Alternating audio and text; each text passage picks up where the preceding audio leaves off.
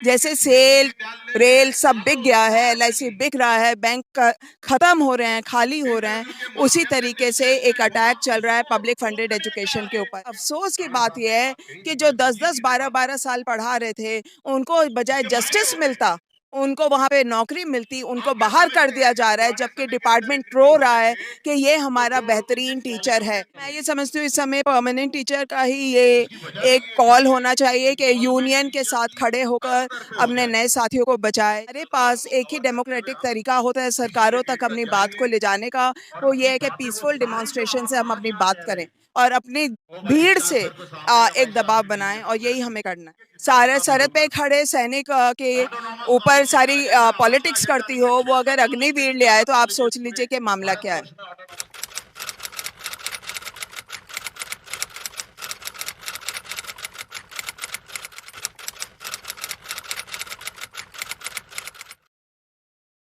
पढ़ेगा इंडिया तभी बढ़ेगा इंडिया, तमाम ये नारे मैम लगते हैं देश के अंदर। और लेकिन उसी देश की राजधानी में ये देखा जा रहा है, एक बहुत बड़ी यूनिवर्सिटी दिल्ली यूनिवर्सिटी, वहाँ के जो अध्यापक हैं, प्रोफेसर्स हैं, पढ़ाने वाले हैं बच्चों को, उनको आज सड़कों पे आना पड़ रहा है अपनी नौकरियों को बचाने के लिए। क्या कहना चाहेंगे, मतलब क्या समस्या है? और अभी कई सालों के बाद दिल्ली यूनिवर्सिटी के अंदर जो है वो जॉब्स निकली हैं, परमानेंट जॉब कई सालों के बाद।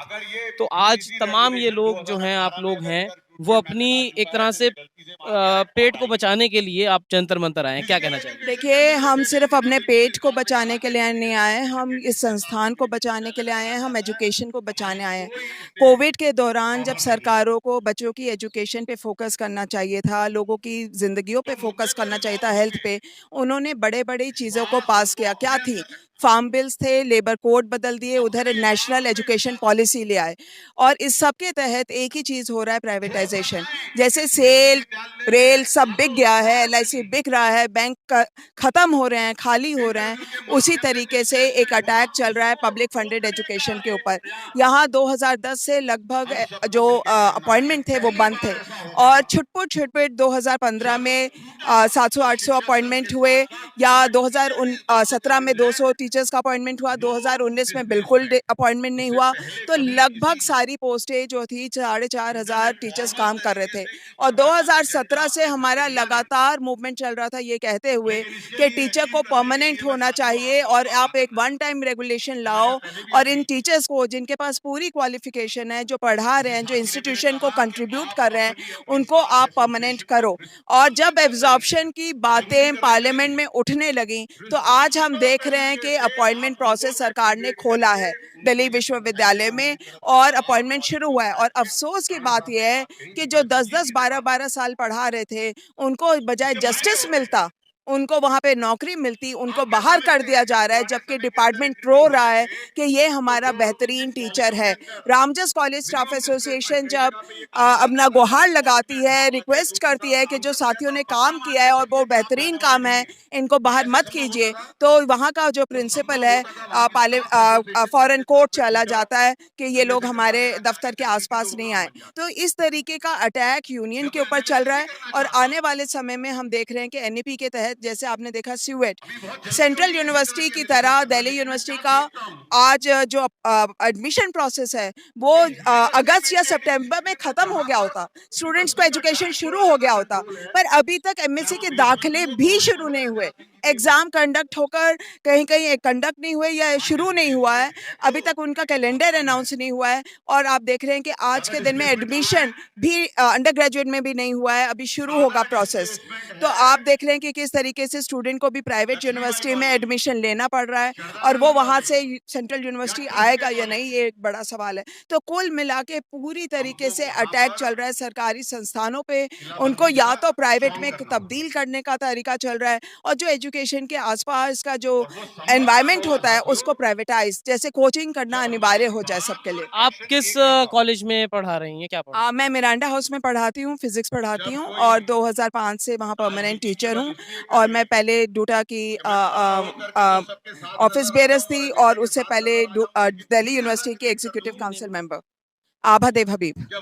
आभा जी ये बताएं कि अभी जो है आप परमानेंट, आपने बताया परमानेंट है, आप परमानेंट एम्प्लॉय होने के बाद भी यहाँ तमाम लोगों के साथ खड़ी हैं, कैसे देखती हैं? कई लोगों से भी बात हुई है या फिर जो संख्या मैं देख रहा हूँ, यहाँ पे कम है क्योंकि ये कहा जा रहा है कि वो लोग एक तरह से डर भी है, अगर सामने आते हैं तो उनको बिल्कुल, तो प्रॉब्लम मैं हो। ये समझती हूँ इस समय परमानेंट टीचर का ही ये एक कॉल होना चाहिए कि यूनियन के साथ खड़े होकर अपने नए साथियों को बचाए। जो सरकार लेटरल एंट्री की बात कर रही है, चाहे वो सिविल सर्विसेज हो, चाहे वो एजुकेशन सेक्टर हो, आपको समझने की ज़रूरत है कि वो किस तरीके के अपॉइंटमेंट प्रोसेस के साथ खड़ी है। तो दिल्ली सरकार की बात करें या फिर केंद्र सरकार की बात करें, सालों से आप लोग अपना ये ज्ञापन भी आप लोगों ने दिए। कोई रिस्पॉन्स या कोई सैटिस्फाई जवाब जो सरकार की तरफ से या दिल्ली सरकार की तरफ से आया हो, कहा गया हो कि हम आपके लिए ये करेंगे? देखिए ऐसा है कि इससे पहले भी दबाव में कई बदलाव किए सरकार को। मोदी सरकार मतलब जो पार्ट 1 था मतलब 2014 में 16 में वो एक यूजीसी रेगुलेशन के तहत सारे लोगों की नौकरियां ही ख़त्म कर देना चाहते थे टीचर्स का वर्कलोड डिफाइन करके। एक बड़े एजिटेशन में उनको वो वापस लेना पड़ा। ऐसे ही उन्होंने कॉलेज एज अ यूनिट और इंस्टीट्यूशन एज अ यूनिट के हिसाब से जो रोस्टर था उसको डिस्प्लेस करके 13 point roster department wise roster लाने की कोशिश की 5 मार्च 2018 यूजीसी नोटिफिकेशन के तहत। उसके खिलाफ जब एजिटेशन हुआ तो उन्हें वापस जाना पड़ा। तो हमारे पास एक ही डेमोक्रेटिक तरीका होता है सरकारों तक अपनी बात को ले जाने का, वो ये है कि पीसफुल डिमॉन्स्ट्रेशन से हम अपनी बात करें और अपनी भीड़ से एक दबाव बनाएं और यही हमें करना है। तो ये बताएं कि जैसे कि तमाम सरकारें चीज़ों को प्राइवेटाइज कर रही हैं, जो समस्या है नौकरियों की, वो भी बहुत बढ़ती जा रही है। केवल यही नहीं बल्कि अगर हम नर्सेस रेलवे का की हो बात करें, किसी भी हॉस्पिटल्स की बात अगर करें। यहाँ पे जो सरकार सरहद पे खड़े सारे सरहद पे खड़े सैनिक के ऊपर सारी पॉलिटिक्स करती हो, वो अगर अग्निवीर ले आए तो आप सोच लीजिए कि मामला क्या है।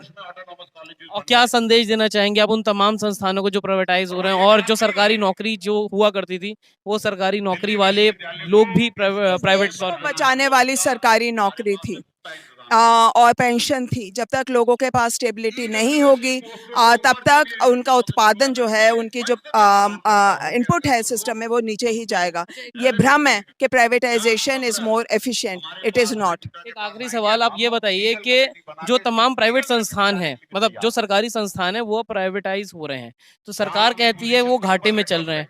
अगर घाटे में चल रहे हैं तो प्राइवेट संस्थान को खरीद कौन रहा है सरकारी संस्थानों को, प्राइवेट देखिए कंपनी? ऐसा है कि मैं नहीं समझती हूँ यहाँ पे कोई भी प्राइवेट प्लेयर जो है फिलंथ्रॉपी कर रहा है। अगर रेल खरीदी जा रही है, अगर सेल खरीदा जा रहा है तो जब तक उसमें से मुनाफा नहीं है कोई उसको खरीदेगा नहीं। और ये कई तरीके की चोरी चल रही है। पहले उनको खरीदने के लिए लोन दिया जाएगा, फिर उस लोन को करोड़ों लाखों करोड़ों का लोन माफ किया जाएगा।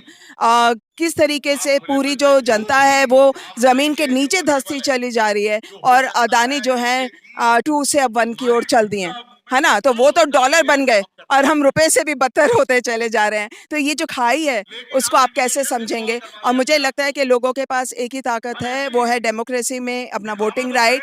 और हमें एजेंडा सेट करना है कि हमें जो है हेल्थ पे, एजुकेशन पे, हमारी रोटी रोजी का जो सरकार बात करेगी, जो पार्टी बात करेगी, उसी की सरकार बनानी है। बहुत बहुत शुक्रिया। Thank you.